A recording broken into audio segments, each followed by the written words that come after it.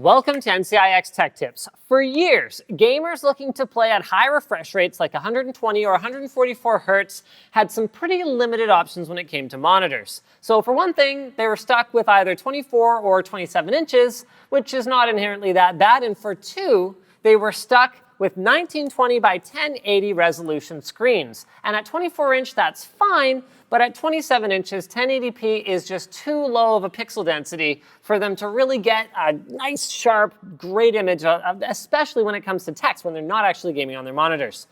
Well, now ASUS has raised the bar with their new ROG Swift PG278Q monitor, which features a 144 Hz refresh rate on a 27-inch monitor at a resolution of 2560 by 1440. So today we'll be going over that stuff as well as some other cool features.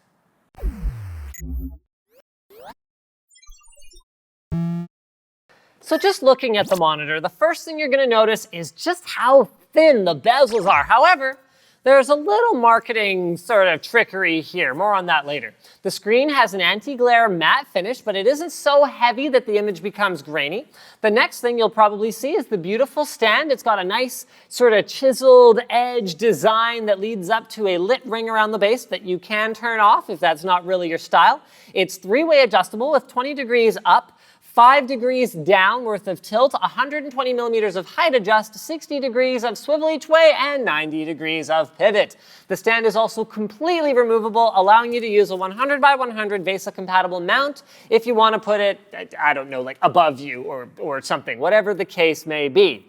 On the right side, you can see the labels for the controls on the back. ASUS has included a 5-way joystick, which is a much easier way of navigating the on-screen menus compared to discrete directional buttons. And then on the bottom, the ROG Swift has the power connector for the external power brick, a DisplayPort 1.2 input, and 2 USB 3 ports on a hub.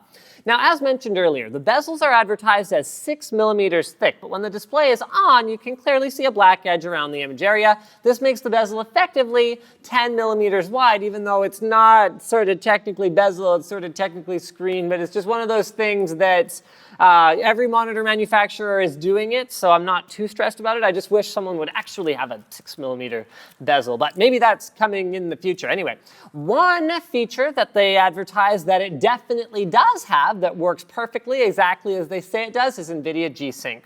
Long story short, G-Sync is a variable refresh rate solution that can help eliminate screen tearing. You can learn more about it from our videos here.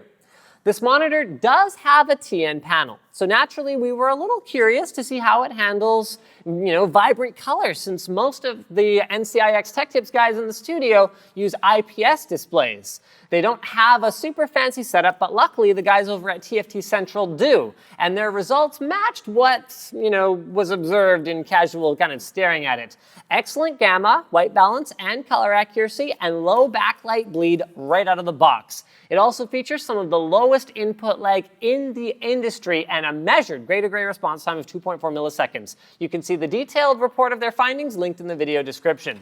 So that's all the sciencey numbers. What's it like to actually use one for gaming?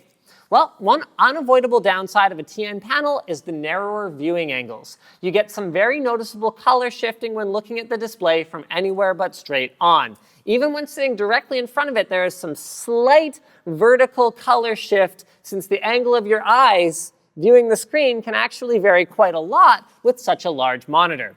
Now, as with most TN panels, vertical viewing angle changes mean varying brightness and contrast while moving horizontally, and you'll notice color shifting. It should be noted, however, that ASUS has done a good job of minimizing this, which is definitely necessary given the large size of this panel.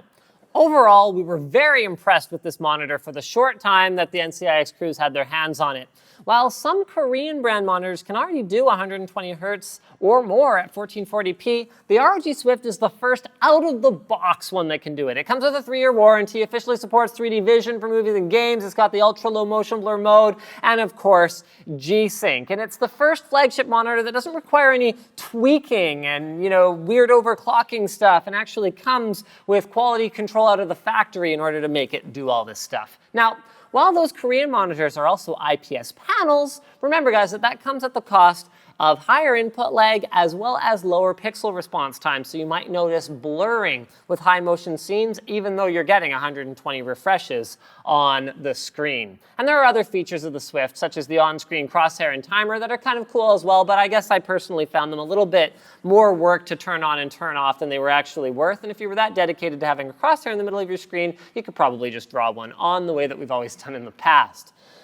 So compared to 1080p panels, what's the gaming like? Well, at this resolution, it all but eliminates the need for heavy anti-aliasing, and we notice better performance at 1440p with no AA compared to 1080p with 4 or 8 times AA, which is enough to get rid of those jagged edges. Especially at 27 inches, it's very noticeable. Can't wait for more manufacturers to start to hit this specification and hopefully drive the price of the monitor down though, which reminds me, this monitor is currently $800.